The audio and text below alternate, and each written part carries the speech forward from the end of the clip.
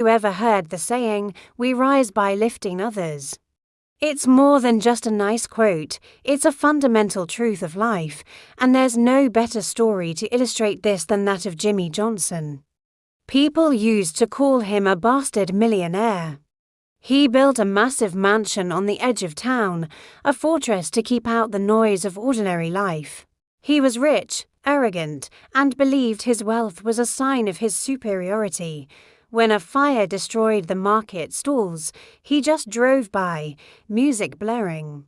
When young men came to his gate looking for work, he called them lazy.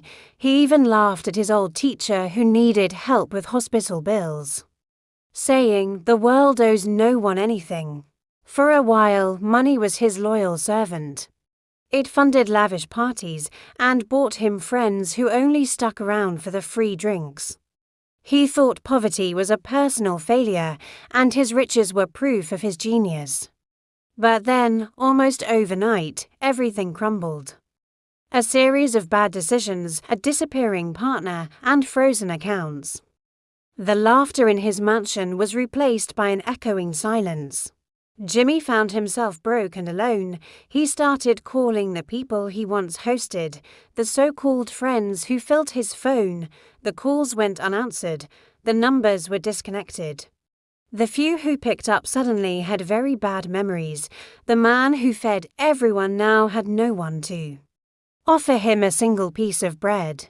He returned to the town he had so proudly ignored, but the faces he saw turned away, doors gently closed. It wasn't cruelty.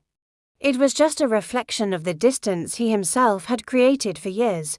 The painful truth hit him. He had only invested in himself, never in people. He had planted seeds of pleasure, not relationships. Wealth hadn't abandoned him. He had abandoned humanity long before his money ran out. Years passed. Jimmy slowly rebuilt his life, not his fortune, but his character. He took small jobs, learned humility, and started listening instead of talking. When he finally found his footing again, his first instinct was different.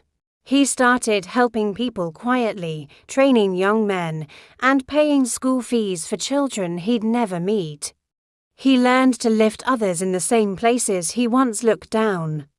Through his scars, Jimmy finally understood a lesson many of us forget. Money can build you a castle, but only people can keep it from falling. You don't fall because you're weak, you fall because you chose to rise alone. Those who spend their lives